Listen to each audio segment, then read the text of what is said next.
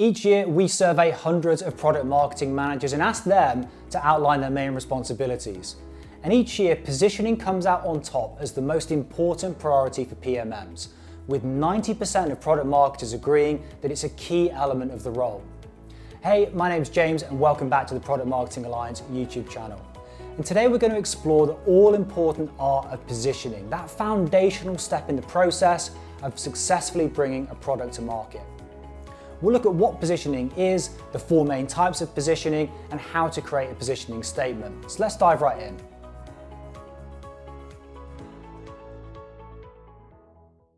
So what is positioning exactly? Well, a market positioning strategy is really a set of actions and processes designed to improve the image and visibility of a brand, company, or product. Al Ries and Jack Trout put it like this: positioning is not what you do to a product, positioning is what you do to the mind of a prospect. That is, you position the product in the mind of the prospect.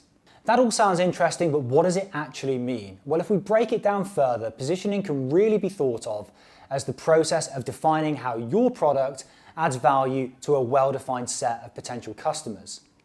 And that's why positioning is so important. It's all about ensuring that your product is front and center of the customer's mind. After all, if potential customers aren't thinking about your product, you've at best got an uphill struggle on your hands, and at worst, your wider strategy is bound to fail. It's also worth noting that successful positioning strategies don't just focus on where the product is today. They also consider how the product could and should progress and develop in the future. But while positioning might be the top priority for most PMMs, it's often confused with other product marketing activities. So before we proceed any further, let's clear up one or two positioning misconceptions. Positioning misconceptions. Positioning and messaging can often be confused. Where positioning outlines the unique attributes and benefits of your product from the perspective of a target audience, messaging is how you communicate this to your target audience. In other words, messaging is about amplifying how your product delivers on the promises made in your positioning statement. Value propositions are also often confused with positioning statements. But value propositions are far more concise. They outline why your customer would choose your product and how your offering differs from the competition. As we'll see in a moment, positioning statements are much broader than this. Something else to be aware of is that positioning is not the same as differentiation. Where positioning is all about acquiring space in the mind of a consumer, differentiation is a tactic businesses use to make their offering stand out and appeal to their target market more effectively. Finally, it's worth outlining the differences between positioning and narrative design. Product positioning contextualizes a product's value for customers so they understand what it brings to the table. Narrative design, by contrast, is all about creating a story for your product in the attempt to engage a buyer persona. The four main types of positioning. So now we've got an idea of the purpose behind positioning, let's explore the main types. First up, we have market positioning, which can make or break a product. Do it right and you'll have a receptive audience, confident they've made the right decision despite a slew of other options. Do it wrong and you'll be lucky if your product registers with consumers at all. Market positioning is integral to your company's branding and how your target market perceives you. It should embody your core values, communicate your principles to customers. A successful market positioning strategy is one of the most fundamental elements of marketing because it allows your business to differentiate itself from the competition. So how does market positioning help you connect with customers? Well, market positioning aims to get customers to view your product and brand as the leader in your respective market. Executed well, this opens up the opportunity to connect with your customers and it paves the way for creating long-lasting relationships. People are interested in purchasing products that resonate with them. If consumers think your product is capable of delivering the benefits they're looking for, they'll likely choose your product over market alternatives. A classic example would be a car company drawing on its extensive R&D to position itself as the safest option for a family, or a sandwich-serving fast food chain positioning itself as the healthiest option out there. Next up, we have brand positioning. This is how your company positions its brand in the mind of customers, and there are three main strategies that you can use to do this: comparative, differentiation, and segmentation. As the name suggests, comparative positioning is all about comparing your brand's product or service to market alternatives. Differentiation positioning is similar, But instead of simply comparing your features against those of your rivals, you instead focus on those features that can't be copied by a rival. This approach is useful because it allows companies to earmark a particular feature they offer that others simply don't. Also falling under the umbrella of brand positioning is segmentation positioning. Segmentation, as you know, is essential in all walks of marketing. If you're targeting more than one audience, segmentation helps to address the specific needs of each group, and it enables you to position your brand accordingly. Lastly, we have product positioning. This is a strategic exercise we use to find a product or service's place in the market. It's all about defining what makes your product better than anything else people will find out there on the market. So let's take a look at how to build a product positioning strategy.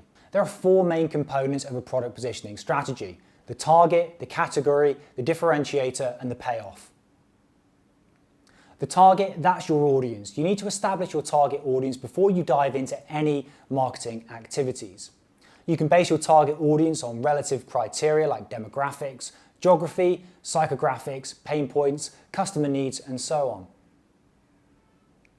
The category is the industry you're going to be competing in, for example, technology, fashion, healthcare, and so on.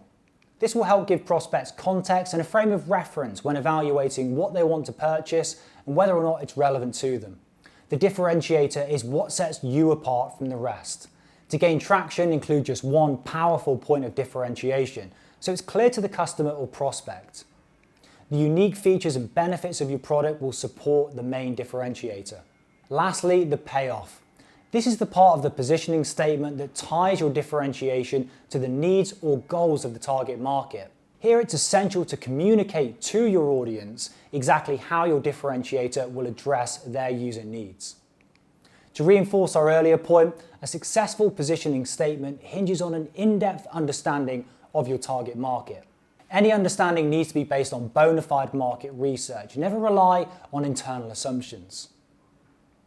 Explanations are all well and good, but what does this look like in real life? Let's take a look at product positioning in action. One of our favorite examples of positioning in action involves two popular airlines, Delta and JetBlue. When Delta stopped serving peanuts and reduced legroom, JetBlue entered the market and positioned itself front and center as the airline with gourmet snacks and ample legroom. Who wouldn't want that on their long-haul flight? Chipotle versus Taco Bell. Although both of these brands essentially sell Mexican fast food, Chipotle entered the same market, competing on quality rather than price. One of the company's commercials stated, "We're not afraid to say we're real chickens," a tagline that positioned the brand as superior in quality to its rival, Taco Bell. Bumble versus Tinder. After the founder of Bumble had some negative experience with some of the men on Tinder, she designed an app aimed to empower women.